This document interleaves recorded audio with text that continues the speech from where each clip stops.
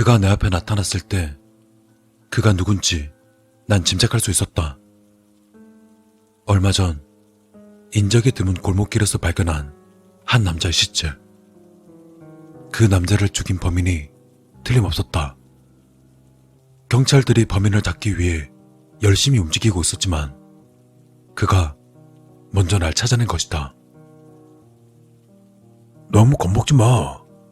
해코지하러 온 거 아니니까. 그냥 얘기 좀 하러 왔어. 도망치고 싶은 마음이 간절했지만 그는 내게 시간을 주지 않았다.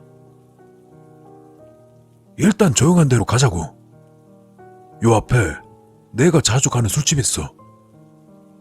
그는 내가 따라오는지 확인도 하지 않고 먼저 걸어 나갔다. 난 덜덜 떨면서도 그의 뒤를 따랐다. 이대로 도망쳤다간 평생을 괴롭힘 당할지도 모른다. 그러니 우선 얌전히 말을 듣는 수밖에 없었다.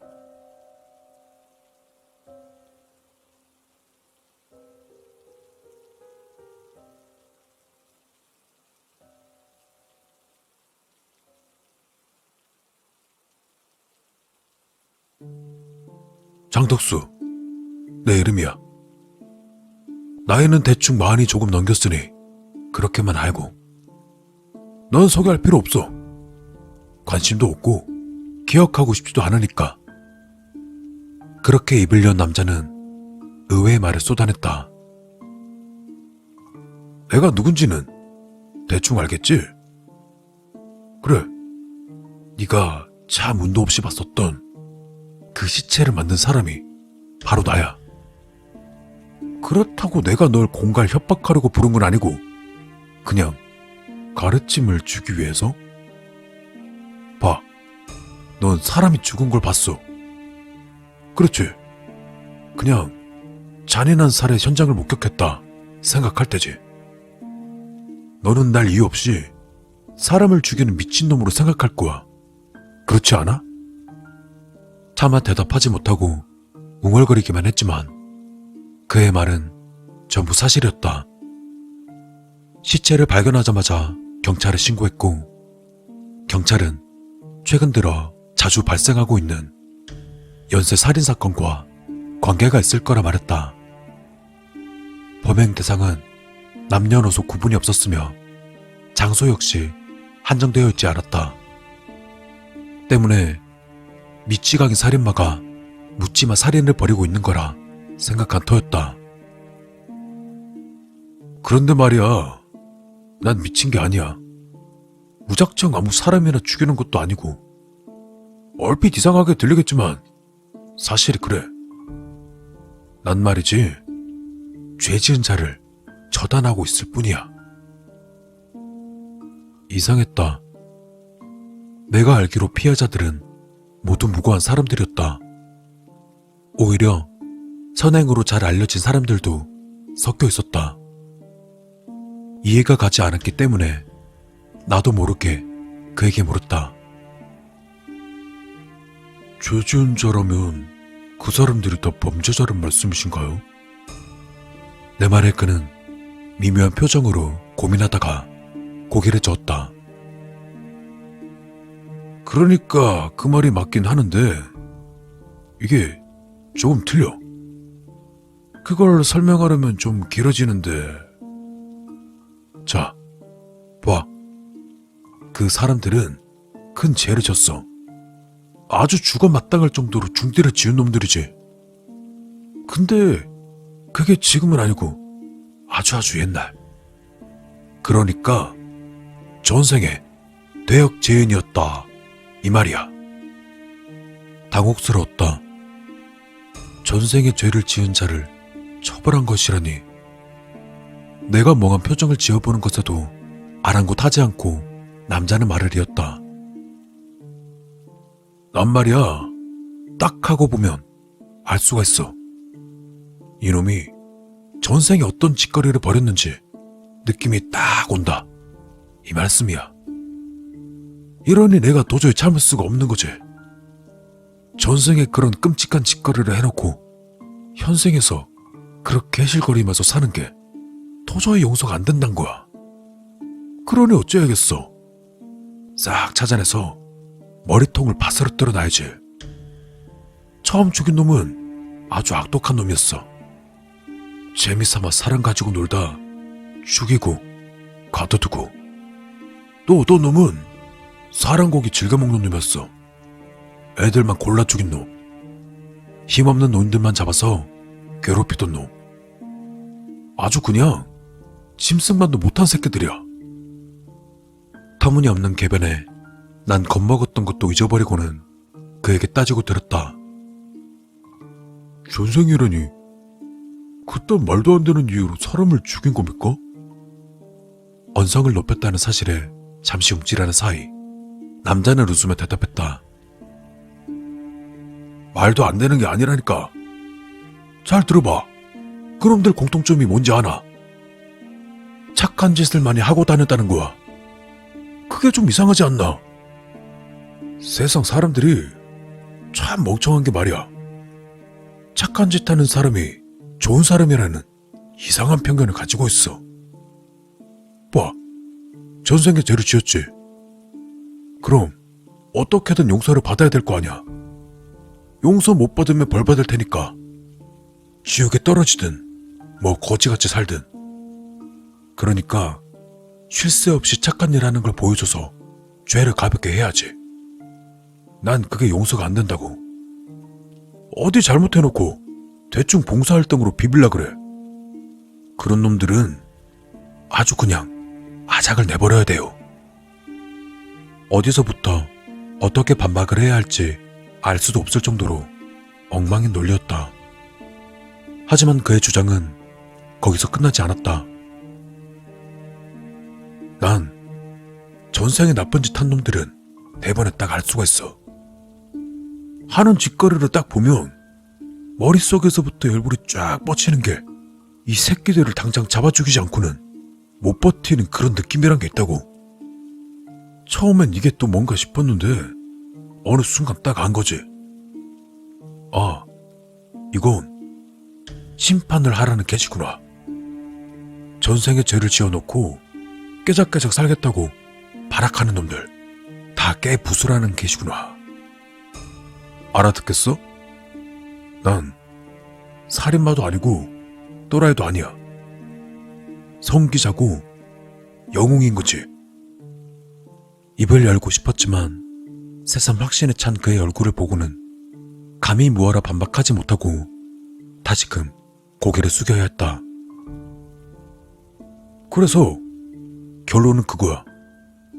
난 지금 정의를 집행하고 있다. 내가 딱 보니까 말이야. 넌 전생에 그냥저냥 똑똑하게 잘 살았단 말이지.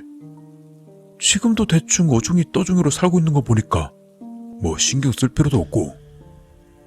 그러니까 쓰잘데기 없이 나서서 명재촉하진 않겠네. 아무튼 잘 가르쳐줬으니 똑똑히 기억해. 난 이만 가볼 테니. 정말로 남자는 협박이나 으름장 따위도 없이 그대로 자리를 떴다. 안도감보다는 불안감이 몰려왔다. 나를 그냥 풀어주는 이유가 무엇일까? 내가 겁을 먹고 신고하지 못할 거라는 확신? 아니면 그저 뒤틀린 그의 신념처럼 터무니없는 자신감 때문에? 어쩌면 별다른 말 없이도 충분히 협박이 될 거란 그런 생각에서였는지도 모른다. 어느 쪽이든 고민이 되는 건 사실이었다.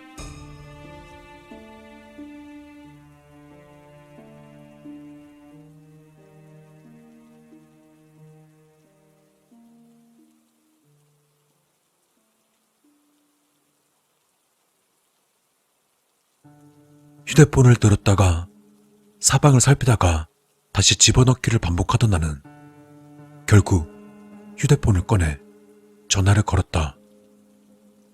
다만 전화를 건 곳은 경찰이 아닌 어머니에게였다. 예, 엄마. 집에 별일 없죠? 아니, 다른 게 아니라 그 주말에 아버지랑 봉사 나가시는 거 있잖아. 그거 당분간 안 나가는 게 좋을 것 같아. 이유는 묻지 말고 한두 달은 그냥 집에 계세요. 그리고 그 매달 결시가동 후원하는 거 그것도 일단 끊고 좀 사정 있으니까 더 물어보지 말고 내 말대로 해요. 예, 나중에 다 설명할 테니까. 나 자신이 추악하게 느껴지기까지 했지만 지금으로선 이게 최선일 것 같았다. 자주 섞인 한숨을 크게 쉬고는 연신 주변을 둘러보며 술집을 벗어났다. 여전히 경찰에는 전화할 마음이 생기지 않았다.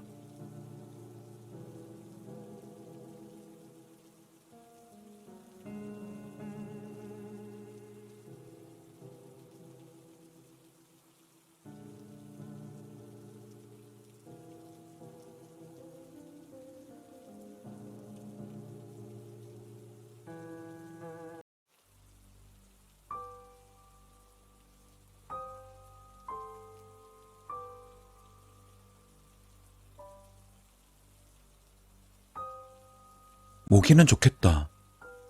피를 조금만 먹어도 배부르잖아. 동생 민세는 물병의 주둥이를 할짝거리면서 말했다. 얼마나 할짝거렸는지 벌써부터 입술과 그 주변이 립스틱을 바른 것처럼 시뻘개졌다. 뭐야? 벌써 다 마셨어? 아껴 먹으라 했잖아. 방금 전까지만 하더라도 붉은 피로 가득 차 있던 물통이 텅 비어 있었다.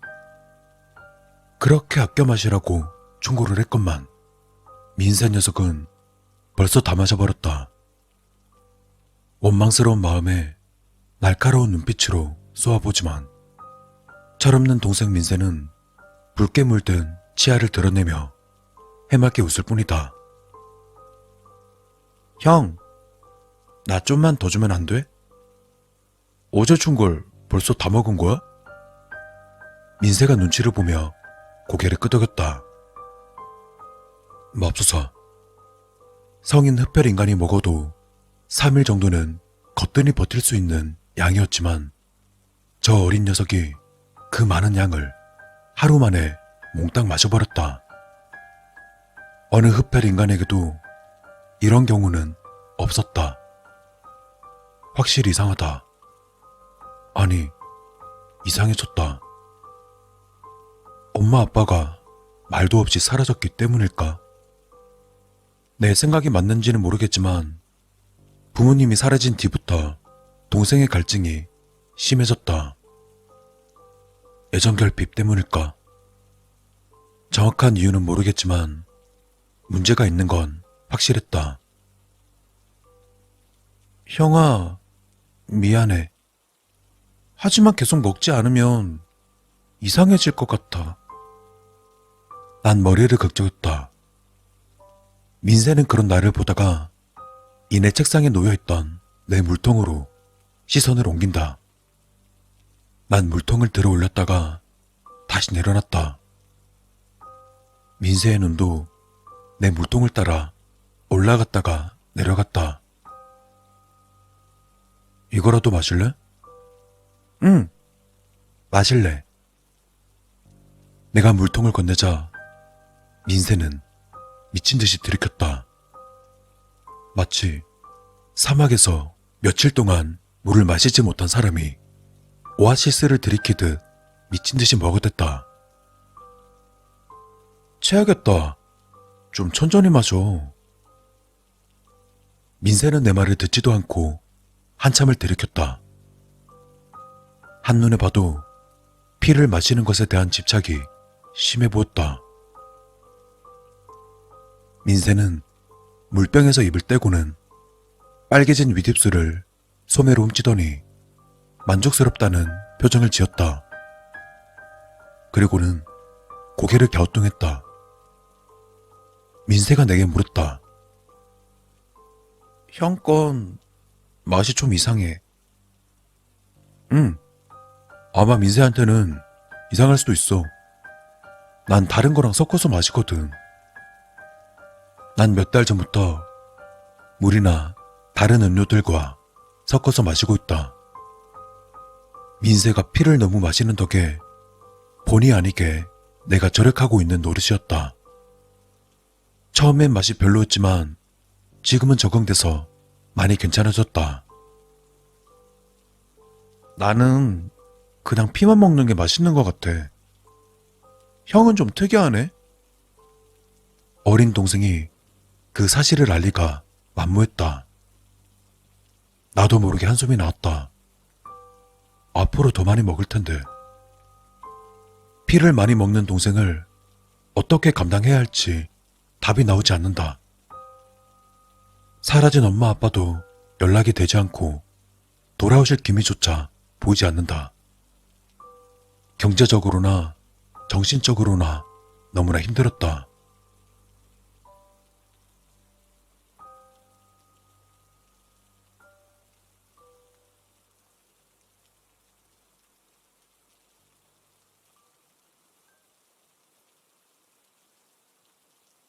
헌혈차라도 털어버릴까?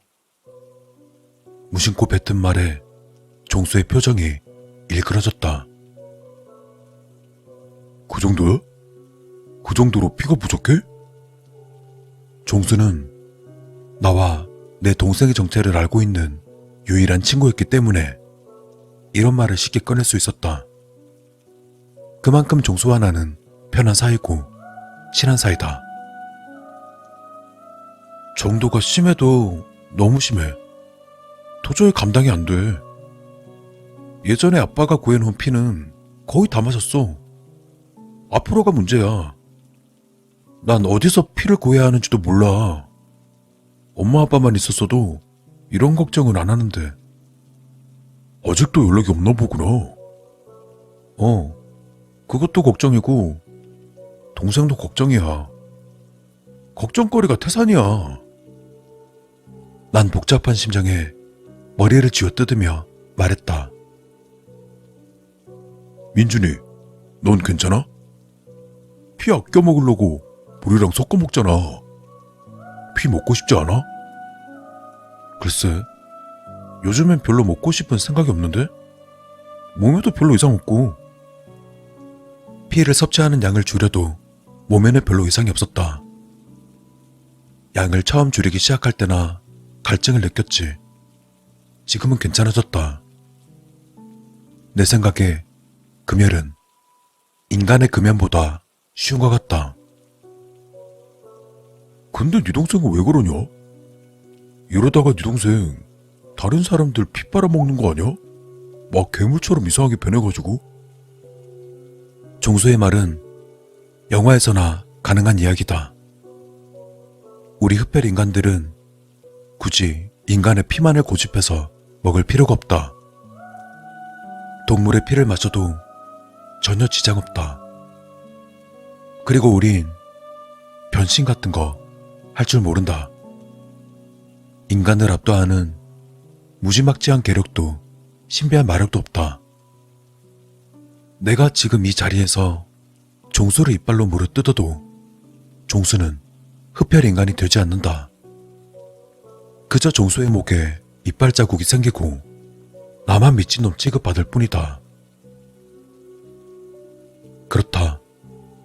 앞서 말한 모든 것들은 모두 영화나 소설 속에서나 볼 수 있는 허구다.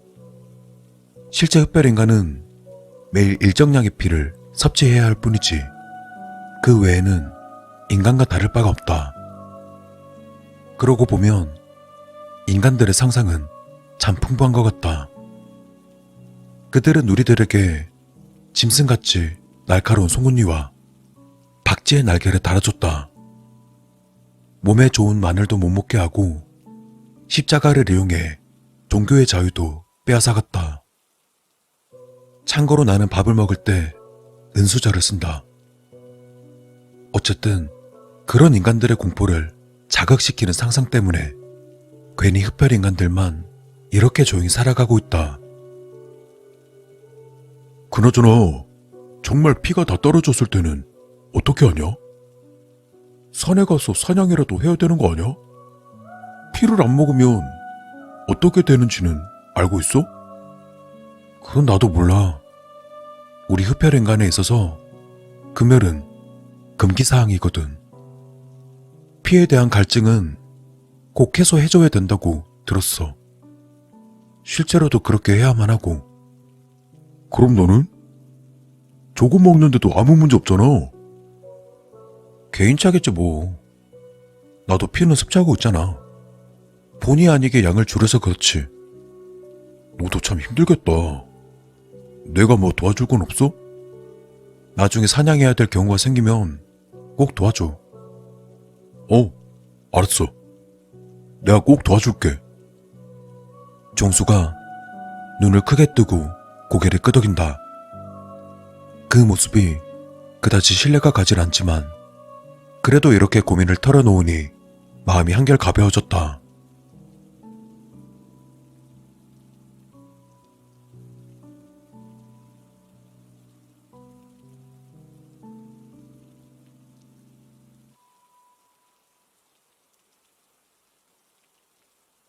일이 터졌다. 집에 돌아와 보니 지하실 창고에 있던 드럼통이 싹 비워져 있다. 그나마 남아있던 피가 단 한 방울도 남지 않고 어디론가 증발해버렸다. 일주일 정도는 버틸 수 있는 양이었는데 감쪽같이 사라졌다. 나는 당장의 계단을 성큼성큼 올라가며 민세를 불렀다. 야! 김민세! 이리 와봐. 왜? 방 안에서 민세의 당황한 목소리가 들렸다. 왜냐고? 그걸 몰라서 묻는 거야? 빨리 나와봐. 민세가 조심조심 걸으며 내 앞에 섰다. 쭈뼛쭈뼛 내 앞에서 어쩔 줄 몰라 하는 모습이 딱 범인의 모습이다. 난 마음을 굳게 먹고 목소리를 높였다. 내가 지하실에 있는 드럼통은 손 대지 말라고 했어, 안 했어? 민세가 대답을 못하고 고개를 푹 숙였다. 너 거기 있던 피 전부 먹었지? 미안해, 형아. 내가 잘못했어. 민세의 눈에서 금방이라도 눈물이 쏟아져 나올 것 같았다. 잘못했으니까 벌 받아야 되지? 민세가 울먹이며 고개를 끄덕였다. 하지만 막상 내 머리는 동생에게 무슨 벌을 줘야 할지 몰랐다. 동생을 혼내는 건 엄마의 역할이었기 때문에 난 어떻게 행동해야 할지 망설여졌다. 엄마라면 어떻게 했을까? 때렸을까? 잔소리만 했을까? 너 별로 3일 동안 피는 못 먹어. 마시고 싶을 때 꾹 참고 물 마셔. 그리고 먹고 싶어도 이제 없어서 못 먹어. 형이 어떻게든 구해올 거지만 그때까지 먹으면 안 돼. 피 마시고 싶다고 투정도 부리면 안 되고. 알겠지? 무심코 말을 내뱉었다. 그냥 그 정도의 벌이 좋을 것 같았다. 그리고 정말로 피가 없었다. 그럼 이제 화장실 가서 눈물 닦고 세수해. 민세는 소매로 눈물을 훔치며 화장실로 향했다. 나도 모르게 짧은 탄식이 흘러나왔다. 확실히 동생을 혼내는 건 힘들다. 나이 차이도 꽤 나서 다루기가 더 어려운 것 같다.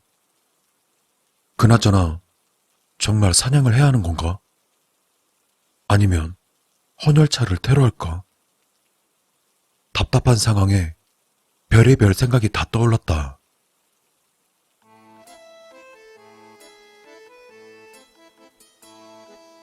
내일이 주말이라 시간이 많아서 다행이다. 근데 정말로 자신 있냐? 아빠 따라서 낚시는 해봤지만 진짜로 사냥해본 적은 없어. 주말에 집에 놀러온, 아니 사냥을 도와주러 온 종수가 말했다. 물론 나 역시 사냥 같은 걸 해본 적도 구경한 적도 없었다. 달리 방법이 없어서 하는 것 뿐이었다. 일단 이거라도 해봐야지. 난 종수에게 밤새 만든 덫을 보여주며 말했다. 인터넷을 뒤지며 찾아낸 덫을 만드는 방법을 보며 어설프게 흉내를 내보았지만 역시 어려웠다. 전문가가 아닌데다가 재료도 턱없이 부족해서 모양이 많이 엉성했다. 동네 뒷산에 있는 토끼나 다람쥐를 잡기 위해 만들었지만 개미라도 이런 덫에는 걸리지 않을 것 같았다. 잡히긴 할까? 종수는 한심스럽다는 듯 내가 만든 덫을 쳐다봤다. 종수는 내가 만든 덫을 손으로 더듬더듬 거리더니 영 아닌 모양인지 고개를 저었다. 그냥 간단하게 세 총이나 만들 걸 그랬나? 맞추지도 못할걸? 차라리 잠자리채를 가져가지 그러냐? 아니면 비비탄 총도 괜찮고. 뭘 해도 이 엉성한 돛보다는 나을 것 같은데? 이걸로 잡을 수는 있겠냐? 종수가 옆에서 계속 깐족거리는 게 거슬렸다. 덧 만드는 건 도와주지도 않았으면서 핀잔만 주고 있다. 그래도 도와줄 사람이 종수밖에 없으니 뭐라 할 수도 없었다. 근데 얼마나 잡아야 돼? 나도 잘 몰라. 동물마다 피가 얼마나 있는지 모르니까. 마음 같아선 그냥 한 마리라도 잡혔으면 좋겠다. 민세는? 어제 혼 좀 냈더니 나 피하는 것 같아. 아침 먹고 방에 들어가서는 나오질 않네. 어린애를 잡고 싶냐? 너랑 10살이 넘게 차이나. 종수가 양 손가락을 짝 펴 보이며 나를 꾸짖었다. 몰라. 사냥이나 빨리 가자. 근데 이거 불법 아냐? 종수의 갑작스러운 의문에 놀랐지만 대수롭지 않게 받아쳤다.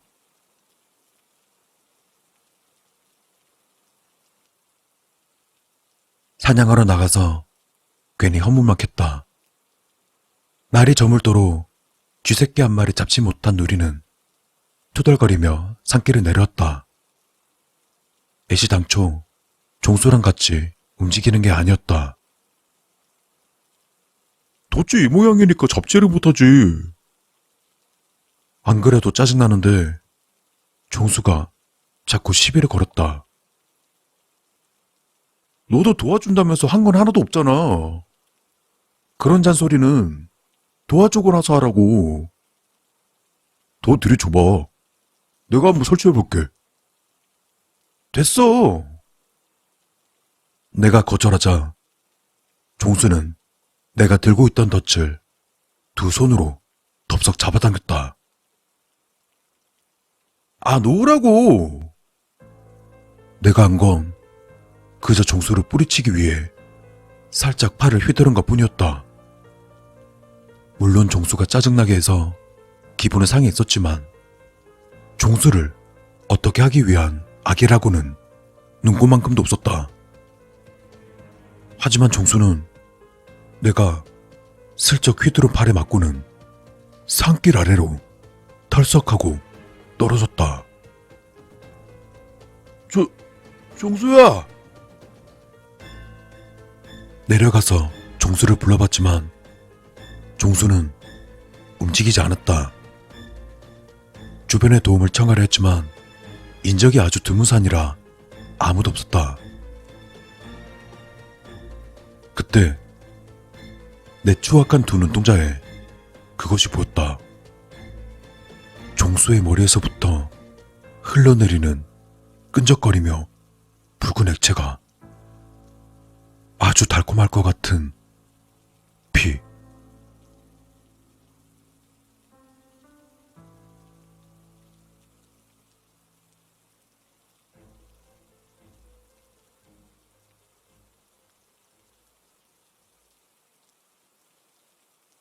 정말 이러면 안 되는데 내가 잠깐 미친 모양이다.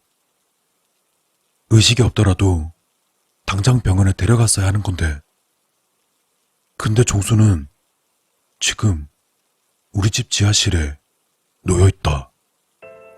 게다가 나는 아무에게도 들키지 않고 종수를 지하실에 옮겨놓으려 별짓을 다 했다. 더럽고 추악하다. 거기에다가 난 처음으로 우리 집이 인가에서 떨어져서 다행이라고 생각했다. 시발 좆됐다. 머리가 지끈거리고 토 나올 것 같았다. 입술은 바짝바짝 마르고 손끝이 저렸다. 마치 내가 아닌 기분이었다. 지금이라도 병원에 갈까? 순간 지하실 어딘가에 있던 녀석이 내게 속삭였다. 아깝잖아. 안 아까워? 도대체 뭐가 아깝다는 거야, 이 미친 새끼야! 주먹으로 있는 힘껏 지하실에 걸려있던 거울을 쳤다. 거울은 산산조각이 난 채 공중에서 흩뿌려졌다. 거울 속에 비치는 악마 같은 내 모습도 산산조각 났다. 그냥 아무 생각 없이 잠들고 싶었다. 난 지하실 차가운 바닥에 종수의 시신을 둔 채 밖으로 나왔다. 그리고는 지하실 문을 잠갔다.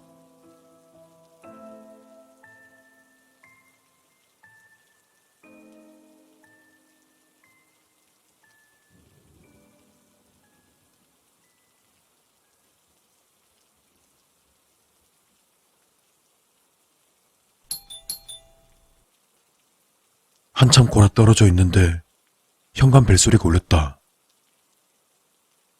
민세야, 나가서 문 좀 열어봐. 순간 머릿속에 종수의 시체가 떠올랐다. 설마? 화들짝 놀란 나는 침대에서 벌떡 일어났다. 지금 집에 찾아온 게 경찰일지도 모른다는 생각이 들었다. 난 불이 나게 현관을 향해 달려갔다. 그리고는 누군지 확인했다. 누구세요? 관리자인데 잠깐 문 좀 열어주시면 안 될까요? 드릴 말씀이 있습니다. 왠지 경찰은 아니라는 느낌이 들은 나는 조심스레 문을 열었다. 문 앞엔 젊은 남자가 서 있었다. 그 남자는 문 사이로 얼굴을 내밀고 있는 나를 보더니 표정을 찡그렸다. 이 미친 뱀파이어 새끼! 그는 다짜고짜 내 목을 움켜쥐더니 날 바닥으로 내동댕이 쳤다. 그리고는 집 안으로 들어왔다.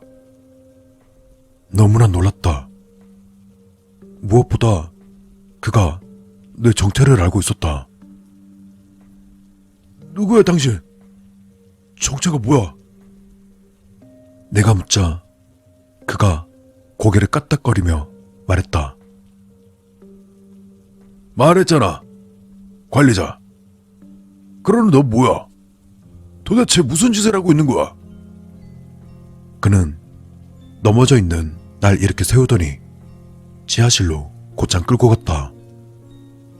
그리고는 지하실 문을 발로 차서 부수더니 나를 그 안으로 던져넣었다. 그리고는 말했다. 뭐가? 뭐를? 거기 누워있는 거 먹으려고 잡은 거 아니야? 그는 손가락으로 종수를 가리키며 말했다.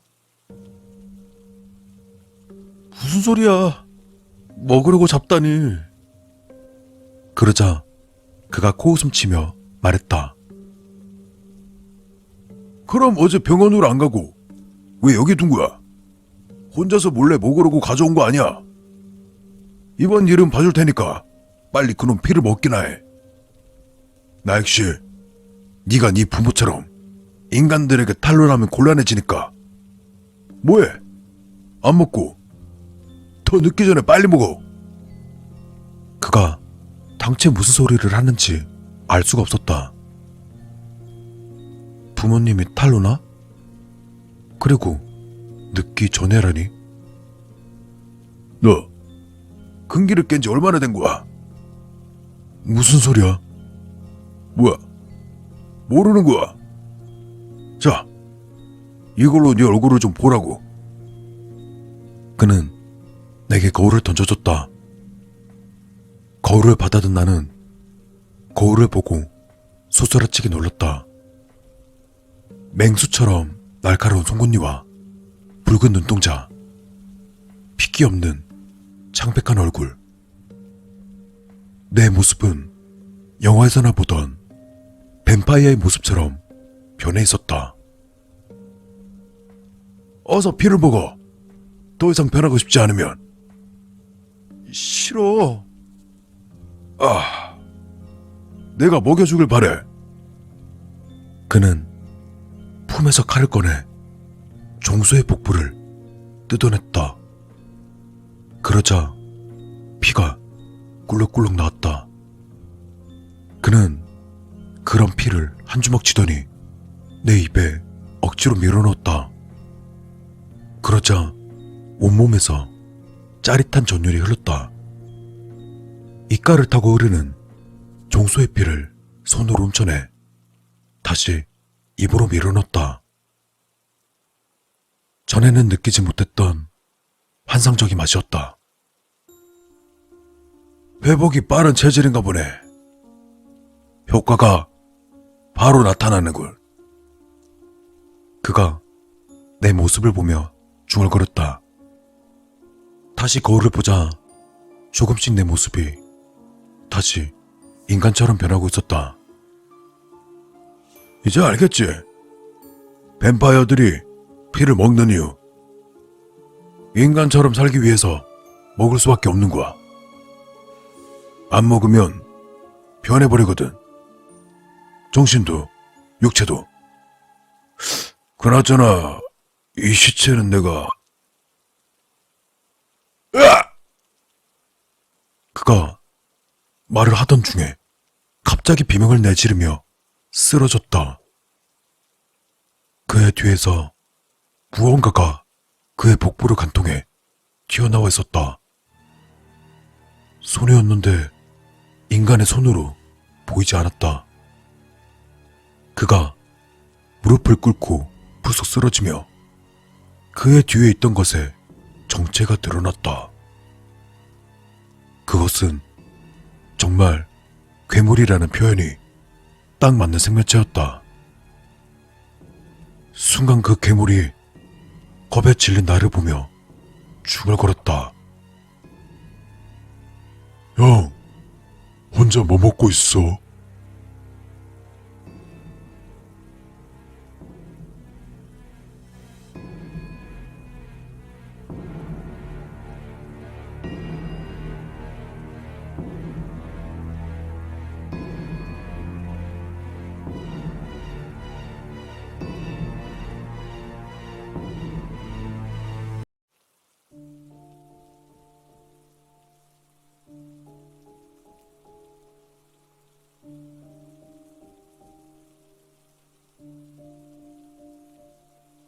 저는 무서운 이야기를 아주 좋아해서 무서운 이야기를 듣는 것도 읽는 것도 보는 것도 모두 좋아합니다. 저는 그 당시에 공포를 좋아하는 사람들끼리 모여 식사 모임을 여는 오프라인 모임에 빠져 있었습니다. 같은 취미를 가진 사람들과 같은 화제를 나누며 식사를 한다니 이보다 더 행복할 순 없을 겁니다. 지금 해드릴 이야기는 이제는 제가 그 모임에 참석하지 않는 이유에 대한 이야기입니다. 제가 속해 있던 그룹은 시간이 맞는 사람들끼리 비정기적으로 만나곤 했습니다. 그리고 모임이 시작되면 기본 20-30명 정도는 모였었고 참여했던 사람은 거의 항상 같은 조합이긴 했지만 바뀌는 경우도 가끔 있었습니다. 그날은 특히 인상 깊은 사람이 있었습니다. 처음 보는 남자였는데 사적인 식사 모임인데도 정장을 차려입고 참가한 것이었습니다. 근데 평상복으로 정장을 입는 분들도 있기 때문에 그 점은 별로 신경 쓰이지 않았습니다. 그리고 또 하나 이상한 점은 그 남자는 안색이 너무나 나빠 보였습니다. 어쨌든 그 남자에게 관심이 생긴 저는 그와 대화를 나눠보고 싶었습니다. 그리고 그 기회는 곧 찾아왔습니다.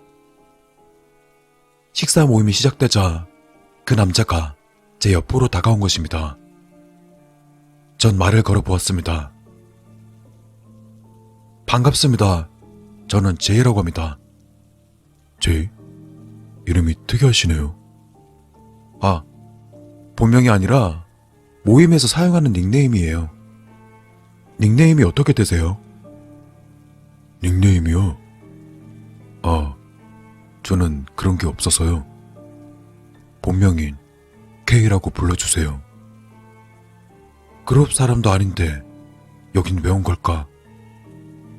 이상한 생각은 들었지만 즐거운 자리였기 때문에 크게 신경 쓰지 않았습니다.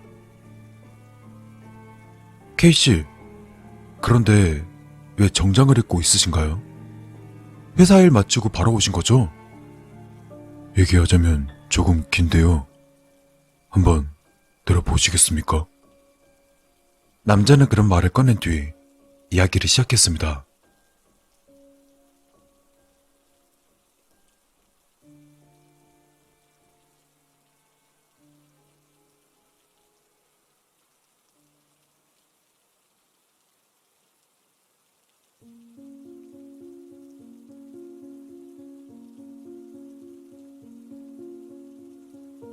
학생 때부터 사귀고 있던 여자친구가 있었습니다.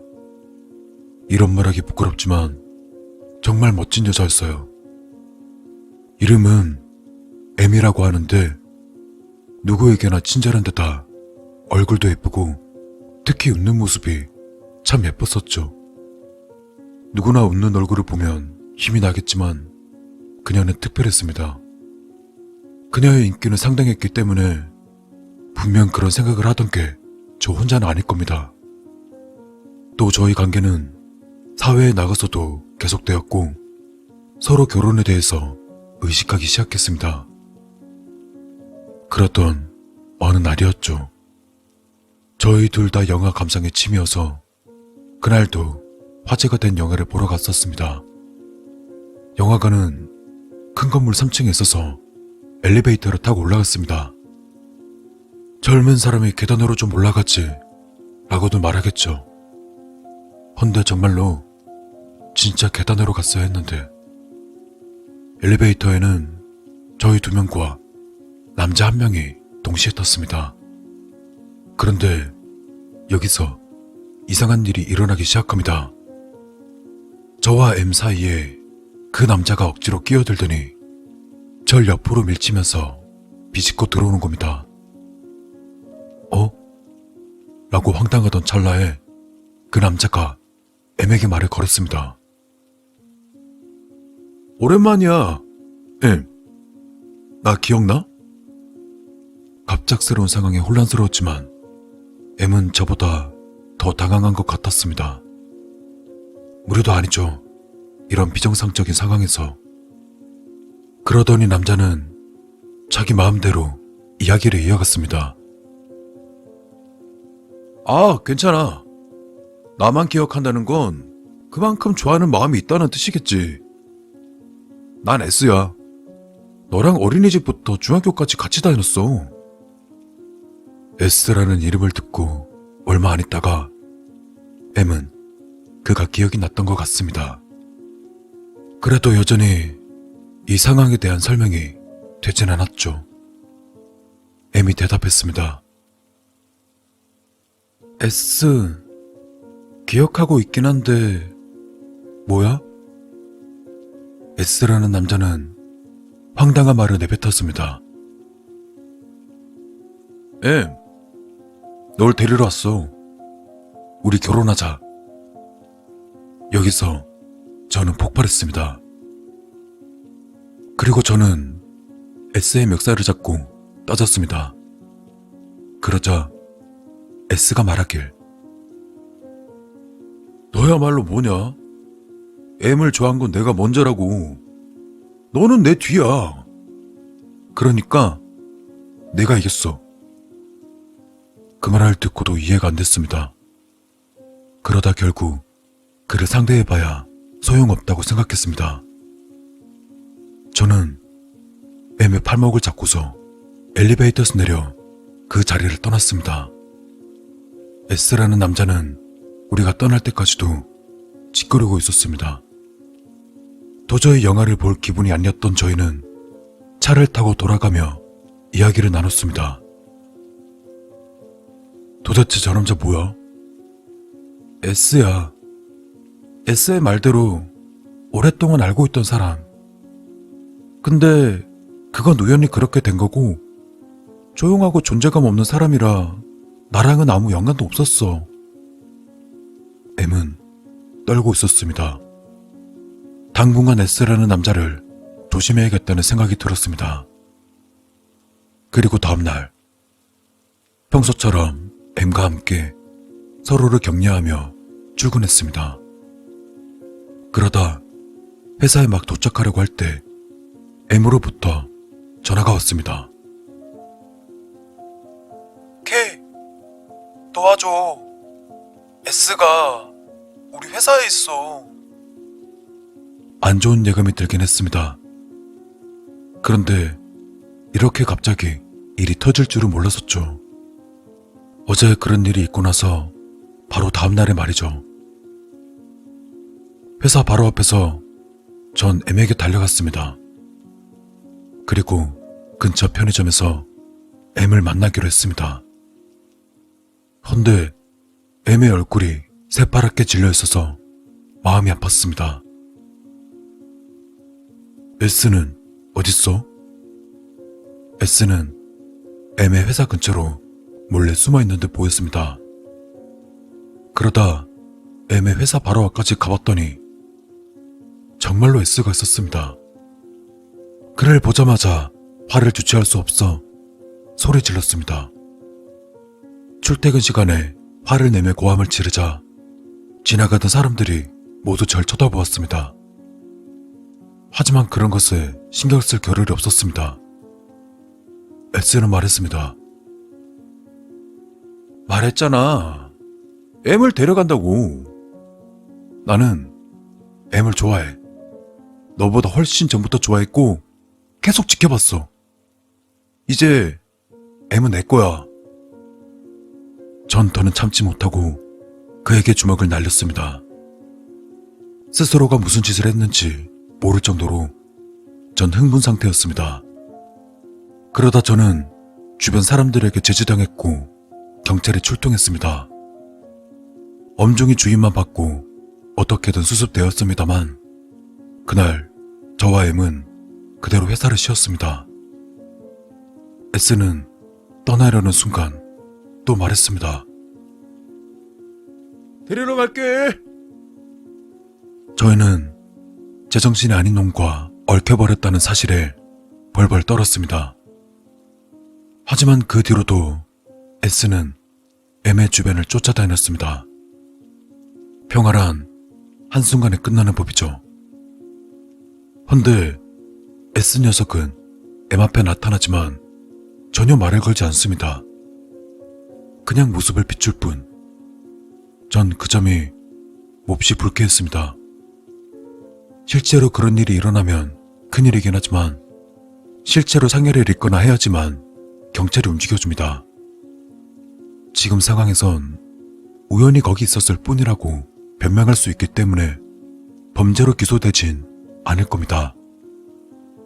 하지만 M에게는 확실히 자신의 모습을 인식시키는 거죠.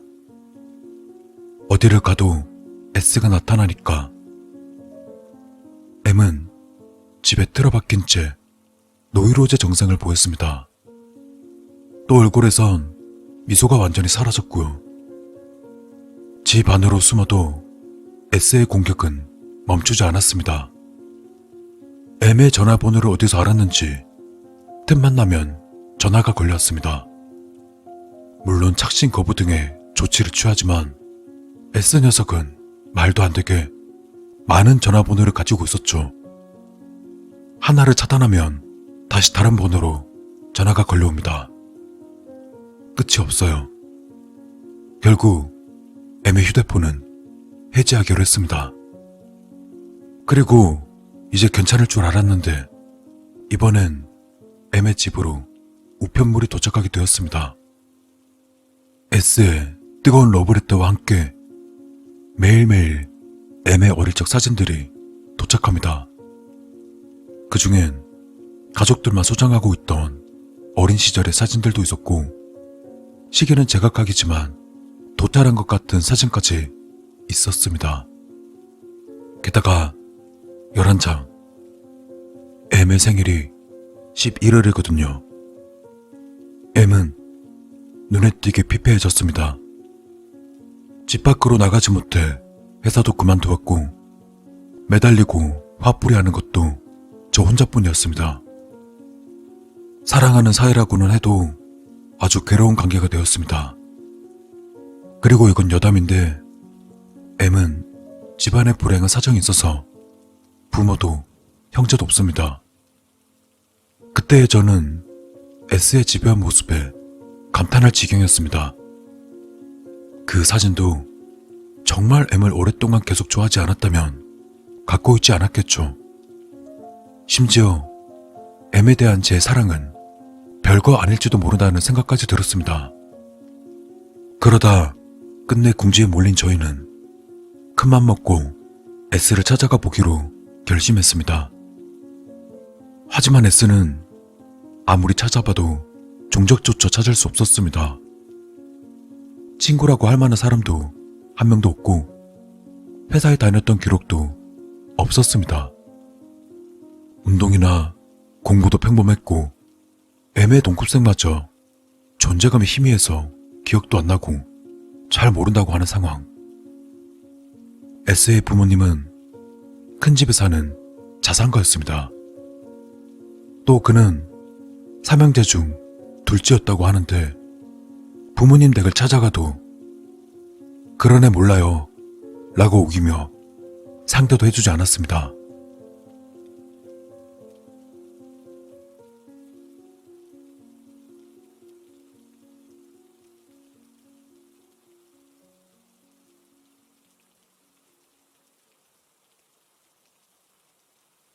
그리고 그날 밤 기분 전환할 겸 전 M을 데리고 밤길을 산책하고 있었습니다. 그때 눈앞에 S가 나타났습니다. M은 비명을 질렀습니다. 전 S와 단판을 치기로 했습니다. 이제 끝내자 라고요. 끝이라니? 내가 물러날게. 이제 그 방법밖엔 없었습니다. 유일한 하나뿐인 제 병신 같은 결단이었습니다. 거짓말. 거짓말이지? 날 버리는 거야? M은 저에게 화를 냈습니다. 하지만 어떻게 해야 할지 전 판단이 서지 않습니다. 그러자 S가 말했습니다. 이거 쓰면 되잖아. S를 바라보니 그의 손에 식칼이 들려 있었습니다. 이걸로 죽이면 돼. 자. 그렇게 말하며 S는 제게 식칼을 건넸습니다.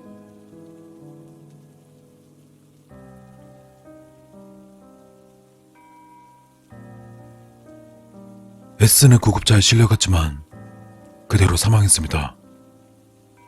저는 살인 현행범으로 현장에서 체포되었고 한동안 교도소에서 복역했습니다. 그래도 면회에는 저를 걱정해준 모두가 찾아와 주었습니다. 물론 M도요. 그리고 M은 면회 왔을 때 제게 나중에 말했습니다. S가 아직도 날 만나러 와. S는 이제 이 세상에 없을 텐데. 그때 저는 M의 말이 무슨 뜻인지 이해할 수 없었습니다. 그러다 형기를 마치고 드디어 풀려난 저는 먼저 M의 집으로 갔습니다. K가 좋아하는 음식 만들어 놓고 기다릴게. 며칠 전 M이 한 말을 가슴에 품고 조급함을 참으며 달려갔습니다. 그리고 문을 열자 제 눈에 들어온 것은 M이 목을 매달은 모습이었습니다.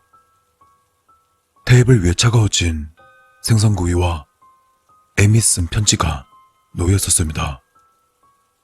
편지에는 저에게 고맙고 사랑한다고 적혀 있었죠.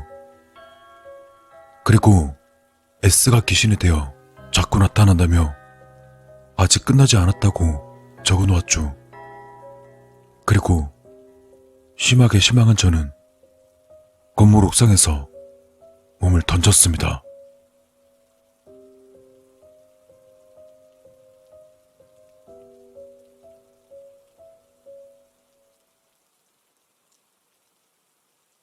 정장을 입은 건 말이죠.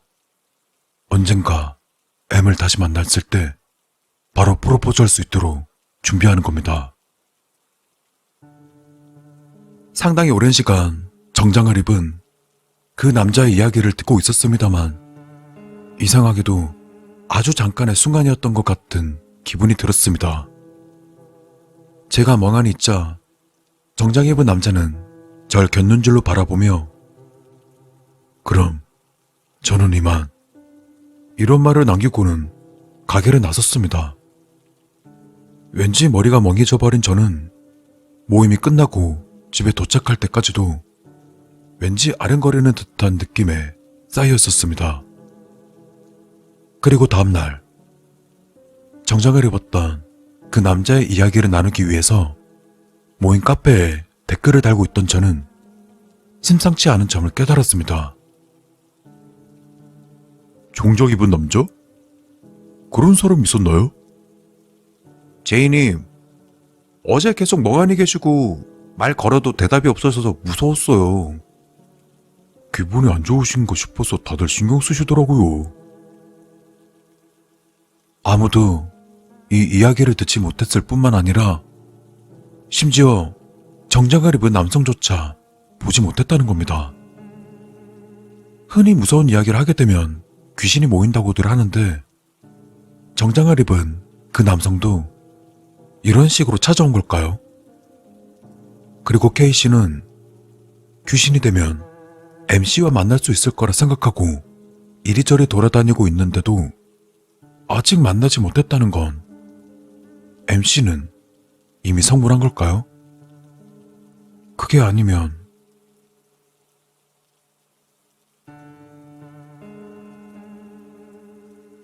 이야기의 내용은 물론 무서운 이야기의 당사자가 될 줄은 꿈에도 몰랐기 때문에 꽤나 충격을 받았고 다시는 그런 모임에 참석하지 않게 되었습니다. 여러분도 무서운 이야기가 모이는 곳은 주의하시길 바랍니다.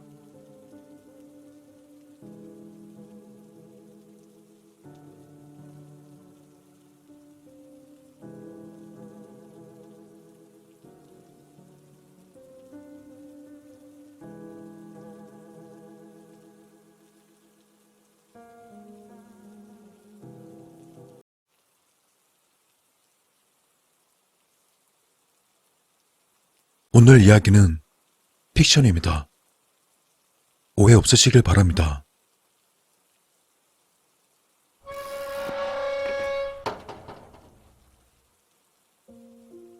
요란한 소리와 함께 세월의 흔적이 보이는 낡은 철문이 열렸다. 문을 연 사람은 다름 아닌 애완견 훈련사를 지망하는 청년이었다. 청년의 손에는 무언가 적혀있는 종이가 들려져 있었고 그는 방에 있는 사람들을 살펴보더니 말을 꺼냈다. 전라북도 군산시에서 신고가 들어왔습니다. 청년의 말이 끝나자 방에 있던 사람들은 서로 시선을 몇 번 마주치더니 그중 가장 나이가 많은 최다호가 입을 열었다. 그래, 이번엔 어떤 사건인데? 애완견 폭행입니다. 최다호는 폭행 관련 사건을 유독 싫어했다. 어렸을 때 정성스럽게 키우던 새끼 비글을 말썽을 너무 많이 부린다는 그 이유 하나로 그의 부모님이 개를 폭행한 것을 본 뒤로 트라우마가 남아서 그런 것이다. 최다호가 동물 사랑협회를 세운 계기도 부모님의 폭행 때문이다. 신고 내용 더 자세하게 말해봐. 신고자의 말에 따르면 이웃집에서 강아지 울음이 너무 커서 참다 못해 이웃집에 갔는데 아니 그 중년 남성이 야구방망이로 개를 폭행하고 있었다고 합니다. 개의 피부는 여기저기 벗겨져 있었고 머리에선 심각한 출혈이 보였다고 합니다. 최다호는 순간 머릿속에서 부모님이 비글을 폭행하던 것이 떠올랐다. 하여간 그런 빌어먹을 놈들은 똑같이 쳐맞아야 돼. 최다호는 한숨을 크게 한번 쉬더니 의자에 걸려있던 외투를 걸쳤다. 다들 일단 이동부터 하자.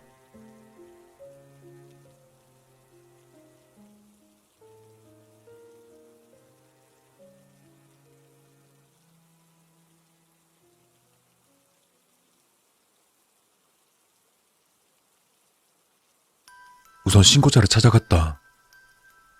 신고자는 우리 협회를 반갑게 반기더니 사건에 대해서 말해주었다.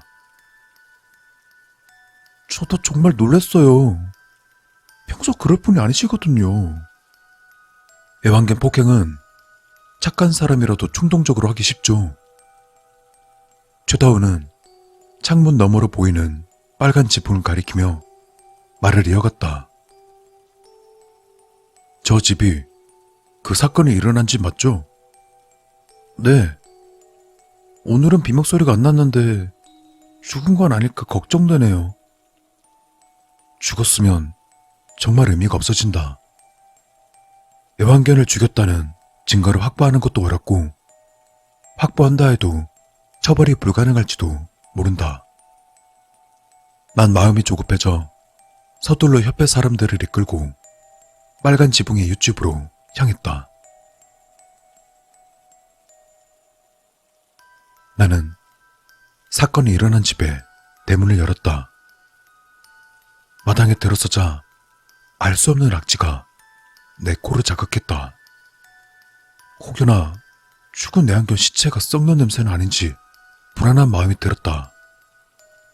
그때 빨간 지붕에 지문이 열리더니 반바지에 낡은 티를 걸친 중년 남성이 나타났다. 댁들은 누구신데 남의 마당에 함부로 들어와요. 애완동물 사랑협회에서 나왔습니다. 혹시 애완견 폭행하신 적 있으십니까? 중년 남성은 언성이 높아졌다. 다짜고짜 남의 마당에 들어와서 뭐라는 거야? 진정하시고 사실을 말해주세요. 진짜 어이가 없어서 걔 데리고 올 테니 기다려. 중년 남성은 집에 들어가더니 잠시 후 걔를 데려왔다. 헌데 걔의 피부 상태는 심각했고 머리에는 큰 흉터가 있었다. 애완견 피부 상태가 왜 이래요? 또 머리에 흉터는 뭐고요? 애가 새끼 때 워낙 덜렁거려서 여기저기 부딪힌 뿐이야. 걔 보여줬으니 어서 나가. 나가라고. 중년 남성에게 안겨있던 강아지의 눈동자를 난 분명 보았다.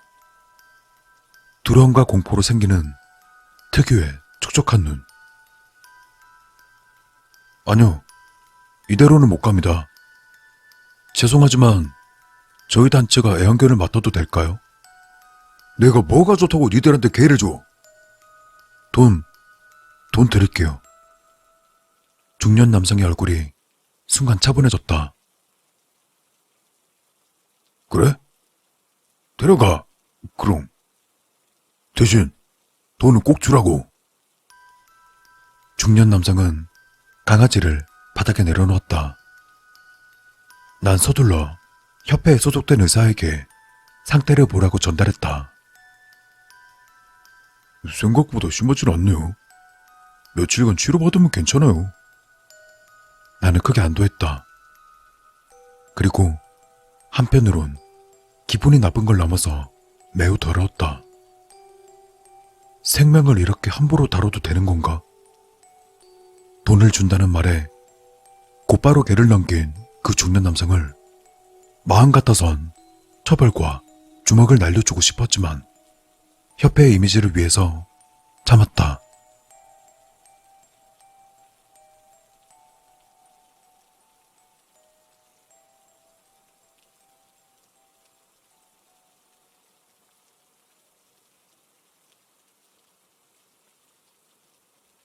협회 사람들과 다시 협회 건물로 돌아왔다.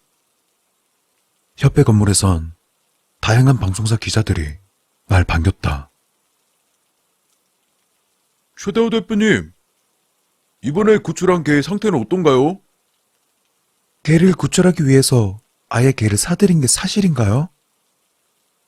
여기저기 날아오는 질문에 피곤해진 나는 대충 대답을 하고는 건물에 들어가 내 전용 의자에 앉았다. 그때 오늘 사건을 보고한 청년이 입을 열었다. 이번 내환경 구출도 축하할 겸 회식 한번 하는 건 어떤가요? 최근 회식을 안 한 지도 꽤 됐고 기분 나쁜 폭행 사건도 잘 처리되었으니 나도 싫다고 할 이유가 없었다. 난 협회 사람들과 함께 동네에서 유명한 음식점으로 갔다. 여기 소고기는 매일마다 소를 잡는 곳이라 맛이 신선할 거야. 오늘 고생들 많았고 다들 부담 없이 먹어. 내 말이 끝나기 무섭게 협회 사람들은 주문을 시작했다. 고기를 받아서 불판에 올리자 맛있는 소리가 들리기 시작했다. 원래 소고기는 다 구워지기 전에 먹는 것이라고 말하며 아직 익지도 않은 소고기를 맛보았다. 맛있었다. 고기가 내 목으로 넘어갈 때 협회 사람 중 한 명이 내게 농담을 건넸다. 대표님, 소도 동물 아닌가요? 보호하셔야죠. 야, 소는 원래 먹으라고 있는 거야. 그래도 이 소도 이 불판으로 올 때 폭행 당했을 텐데 말이죠. 나도 모르게 웃음이 터졌다. 협회 사람들도 그 농담이 웃긴지 웃기 시작했다. 좋은 일이 많아서 그런지 고기 맛이 오늘따라 더 맛있었다.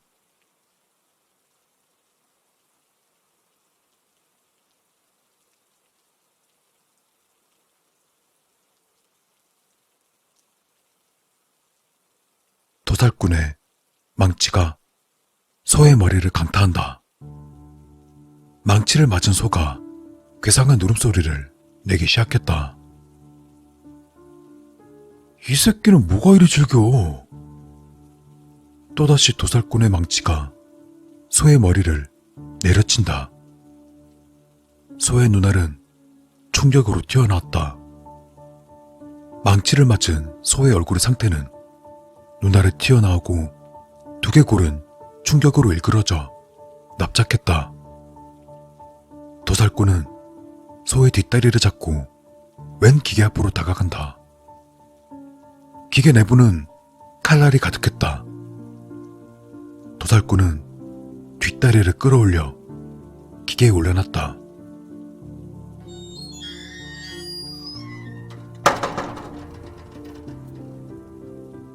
그리고는 버튼을 누르더니 괴상한 얼굴이 된 소의 몸을 칼날이 해체하기 시작했다.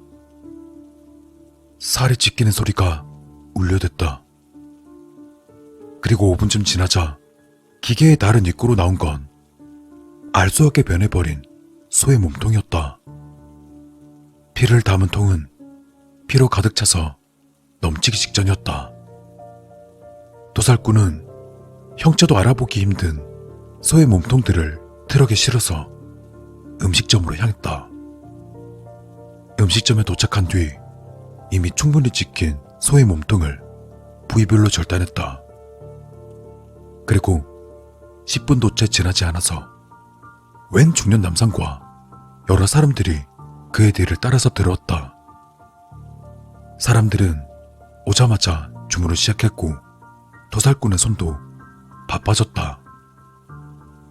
애완동물 사랑협회의 대표는 망치를 맞고 칼날로 찢기고 절단당한 소의 부위를 불판에 올렸다. 그리고는 익기도 전에 자신의 입으로 넣었다. 고기가 맛있는지 대표는 미소를 지었다. 사람들도 이해하기 어려울 것이다. 동물을 사랑한 남자가 형체를 알아보기도 힘든 동물의 살을 먹는 것을. 뭐가 사랑이고 뭐가 보호이고 누가 동물인지